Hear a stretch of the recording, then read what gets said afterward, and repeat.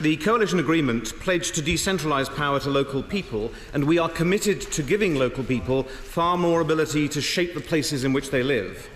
Through a series of reforms, the coalition government is making the planning process more accessible to local communities. Planning works best when communities themselves have the opportunity to influence the decisions that affect their lives. However, current planning decisions on onshore wind are not always reflecting a locally led planning system. Following a wide range of representations, including the letter of the 30th of January 2012 to the Prime Minister from 100 honourable members, and in the light of the Department of Energy and Climate Change's call for evidence, it's become clear that action is needed to deliver the balance expected by the National Planning Policy Framework.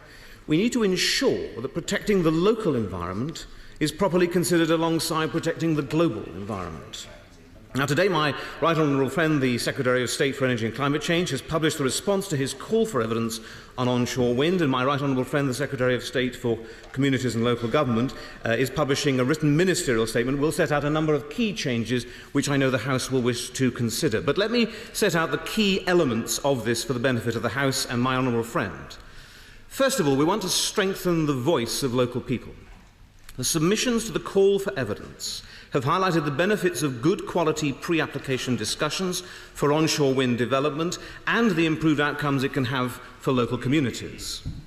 Second, we will amend secondary legislation to make pre-application consultation with local communities compulsory for the more significant onshore wind applications. Now, this will ensure that community engagement takes place at an earlier stage and may assist in improving the quality of proposed onshore wind development. This will also complement the community benefits proposals announced today by the Secretary of State for Energy and Climate Change. Secondly, Mr. Speaker, better planning guidance. The National Planning Policy Framework we published last year includes strong protections for natural and historic environment. But I know that local communities have genuine concerns that insufficient weight is being given to environmental considerations like landscape, amenity, or indeed heritage. We need to ensure the decisions do get the environmental balance right, in line with the framework, and that any adverse impact from a wind farm development is addressed satisfactorily. Now, we've been equally clear this means facilitating sustainable development in suitable locations. Put simply, meeting our energy goals should not be used to justify the wrong development in the wrong location. We're looking to local councils to include in their local plans policies that will ensure that adverse impacts from wind farm developments, particularly including cumulative landscape and visual impact, are addressed satisfactorily. Where councils have identified areas suitable for onshore wind, they should not feel that they have to give permission for speculative applications outside those areas when they judge the impact to be unacceptable.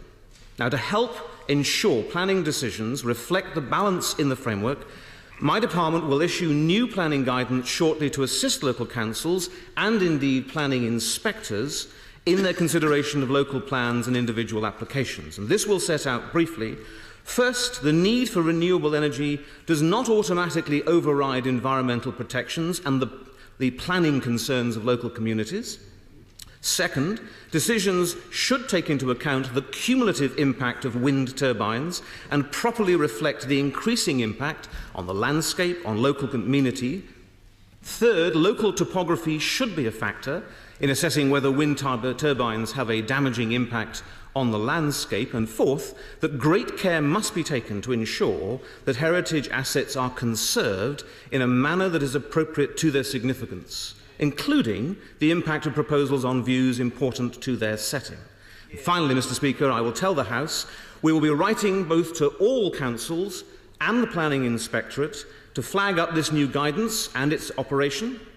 And I can say to the House that this government firmly believes that renewables do have an important role to play in a balanced energy policy.